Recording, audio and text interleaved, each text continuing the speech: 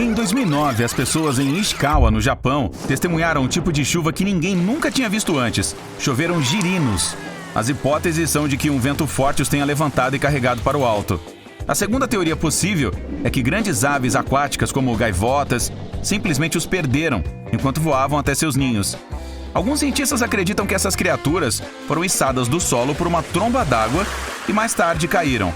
Aliás, naquele dia, as pessoas encontraram não apenas girinos, mas também sapos e peixes em vez de poças d'água. E sim, pode haver chuva de minhocas também. Algumas pessoas afirmaram que já viram chuvas de cobras. Caramba! Foi numa linda primavera de 1876, no condado de Bath, Kentucky. A senhora Kraut estava fazendo sabão no quintal de sua casa, quando de repente percebeu que começou a chover carne. Não era moída, eram grandes pedaços de 7,5 centímetros de diâmetro, caindo direto sobre ela. 2 voluntários foram corajosos o suficiente para experimentar aquela carne de aparência cartilaginosa de origem desconhecida, e disseram que o gosto era igual ao de um cordeiro ou veado. Mas eles não entendiam muito do assunto, pois na verdade era bovina. Casos como esses também foram registrados na Europa, e a única explicação lógica para chuvas de carne é que bandos de urubus simplesmente deixem cair os pedaços que guardaram do almoço. Sem bagagem, seus corpos ficam mais leves e podem voar facilmente. Uau, eu gostaria de ver uma chuva de donuts! Chuvas não são incomuns em Oakville, Washington, mas esta ainda não tem uma explicação sólida. Em vez de gotas de água, as pessoas assistiam a bolas gelatinosas translúcidas caindo do céu. Essas pequenas coisas cobriram cerca de 50 quilômetros quadrados. Quem chegou muito perto desse tipo de chuva diz que se sentiu mal no dia seguinte. Os cientistas estudaram essas bolas e perceberam que continham glóbulos brancos humanos, mas outros testes posteriores mostraram que não eram verdade. Algumas pessoas pensam que podem ter sido águas vivas evaporadas, o que resultou em chuva, ou simplesmente resíduos de um avião comercial. Quase a mesma coisa aconteceu em 2012, em Dorset, no Reino Unido. Durante uma tempestade de granizo, foram encontradas bolas de gelatina com granizo. Os pesquisadores coletaram essas bolas viscosas e as armazenaram em uma geladeira para estudar mais tarde. Mas isso se mostrou desnecessário, já que elas não derretiam a temperatura ambiente. Ninguém sabe ao certo até agora de onde elas vieram, mas a primeira ideia foi de que fossem ovos de algum animal aquático carregado por pássaros. Testes posteriores comprovaram que a substância gelatinosa era química e atuava como um bloqueador de água, usada em muitos produtos comerciais, até mesmo em cabos para protegê-los da água. As aranhas australianas são notórias e, para assustar as pessoas, aprenderam até a cair do céu. As chuvas de aranha são uma coisa muito comum na Austrália devido ao aumento de concentração delas. Elas sobem em árvores e depois giram fios de seda. Por isso o vento pode levá-las para longe. Normalmente, as pessoas não percebem, mas quando está molhado, centenas de aranhas sobem em busca de lugares mais agradáveis para elas. Dizem que quando chove ou neva, é possível ver aranhas literalmente caindo nessas teias, como se fossem balões. Se alguma vez viajar para o rio Mekong, provavelmente terá a chance de ver bolas brilhantes subindo da água e alinhando-se diretamente no ar. Os habitantes locais chamam isso de as bolas de fogo Naga. O tamanho pode variar, então esses círculos avermelhados podem ser tão pequenos quanto uma cereja, ou tão grandes quanto uma melancia. Durante a noite você pode ver dezenas e às vezes até milhares de bolas de fogo. Os cientistas não têm nenhuma explicação sólida para este fenômeno, mas provavelmente é um gás inflamável liberado pelo ambiente pantanoso. Ainda assim, uma superstição local afirma que tudo se deve a uma serpente gigante que vive no Mekong. A tromba d'água tornádica é um tornado que não ocorre em terra, mas na água. A velocidade dele pode ser muito alta. A água é coletada e parcialmente puxada. Pode elevar peixes e até tartarugas para o alto. Na verdade, a chuva de peixes também pode ser aplicada por esse fenômeno climático.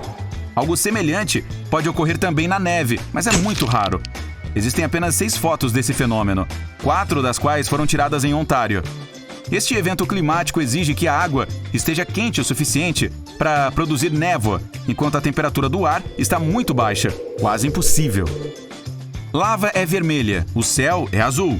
Eu sou incrível maníaco e você também? Ok, eu inventei isso. Mas a parte sobre a lava ser vermelha pode mudar. Isso é verdade, especialmente se você a vir fluindo do vulcão Kawah Jan, localizado na Indonésia.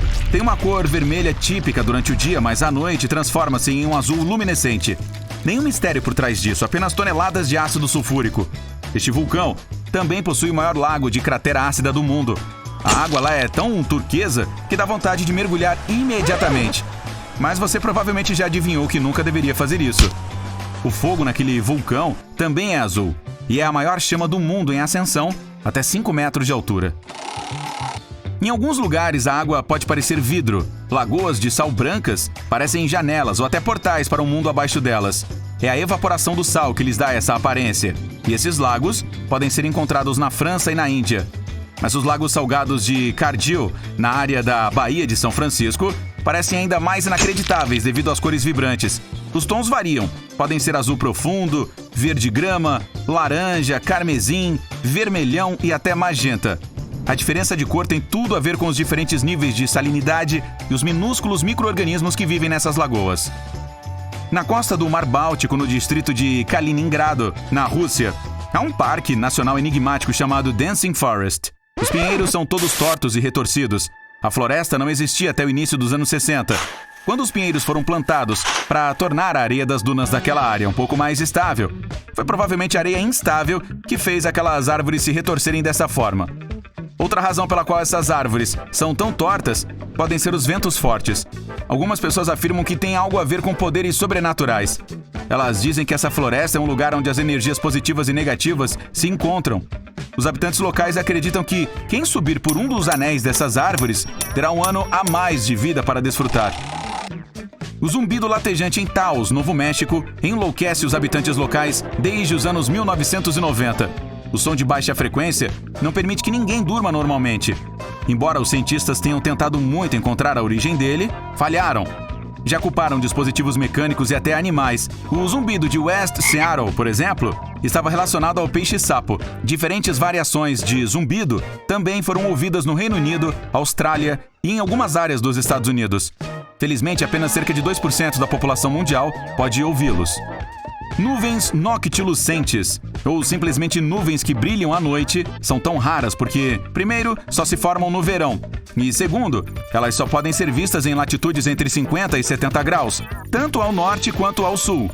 Para avistar essas nuvens, o sol já deve estar abaixo do horizonte do observador, mas elas precisam estar ainda sob a luz do sol. E são as nuvens mais altas da atmosfera, que estão localizadas a cerca de 80 quilômetros de altura. Não podemos vê-las durante o dia porque estão muito fracas. Os anéis de fadas, também conhecidos como anéis de elfo ou anéis de pixie, são os anéis enigmáticos de cogumelos que aparecem em pastagens e áreas florestais. Os cientistas não conseguem explicar por que esses fungos podem formar círculos quase perfeitos. Mas os supersticiosos afirmam que a dança das fadas queimaria o solo, causando o rápido crescimento dos cogumelos.